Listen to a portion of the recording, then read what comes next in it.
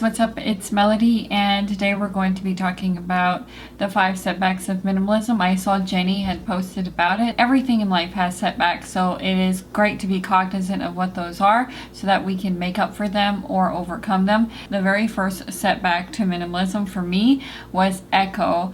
That's the biggest setback. I think everyone will experience it because if you live in Europe, for instance, then there isn't carpet all over the floors in a lot of places.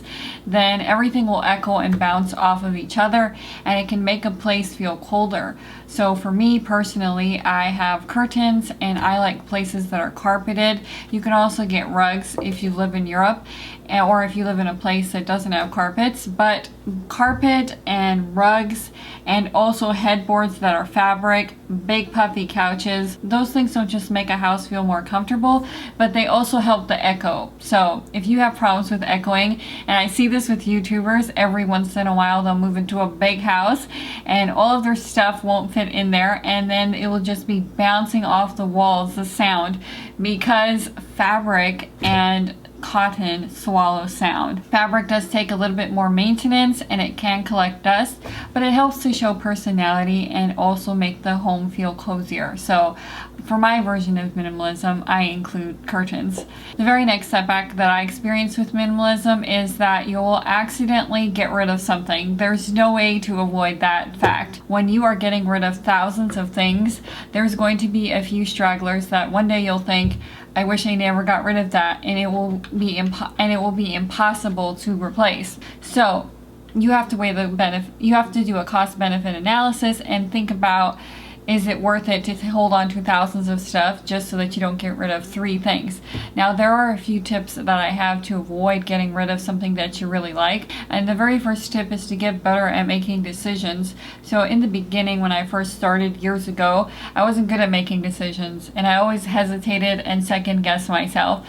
But as you get older and as you study psychology, which is why we're going to be doing a psychology series here in just a little bit to touch on that subject very lightly.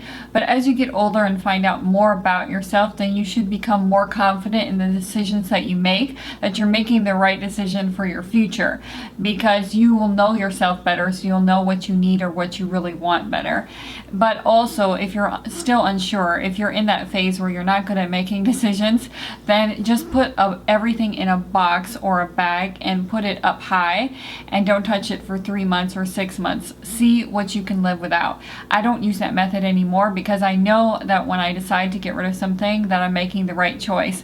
So it depends on where you're at in life, but that's why we're going to start the psychology series, because when we start it, we'll know our motivations for why we are drawn to certain things and what we really want or need in our life. The very next thing to be cognizant about when in regards to minimalism is that you're going to have to plan your trips more carefully. For my version, I don't keep a lot of bulk because I don't want my house to look like a store, but because I keep such low stock of everything, then I have to make sure when I'm going to Target, since I go so infrequently, that I am getting everything that I need, or else I'll be making multiple trips because there is no backup. And because I am a minimalist, I don't have items that can be used in place of another item in most cases.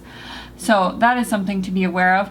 If that doesn't fit your lifestyle, you live in the country, or you're not comfortable with having very little backup or avoiding all sales, maybe it is more pragmatic for you to have more than that. Minimalism is whatever you make it, so you can make it work for you. The very next thing that I realized with minimalism is that shopping for clothes becomes a lot more difficult, not just because you're focusing on quality, because each cloth has to pull its weight and you're hoping it will last for a decade or more, but also shopping for clothes becomes more tedious because bright colors and lots of patterns really stands out. So you have to limit the amount that you have of that in your wardrobe, or else it'll be so obvious that you're wearing the same items over and over.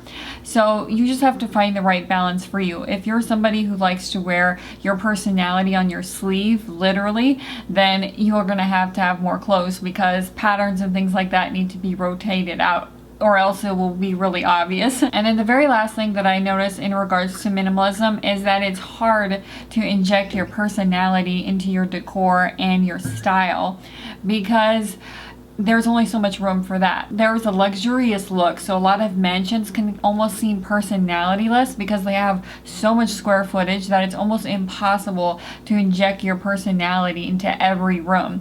So if you go into a luxurious master bedroom, they will just have the nightstand and the bed. And that's not because they're a minimalist, that's because they're wealthy and they have all their stuff spread out elsewhere. So the personality can get lost a little bit in that. And the same thing with decorating. When you only have the bare essentials and you really start to value and see the benefits of efficiency, it can get addicting, and then you start getting rid of everything that's in the way. Then it can seem almost colorless.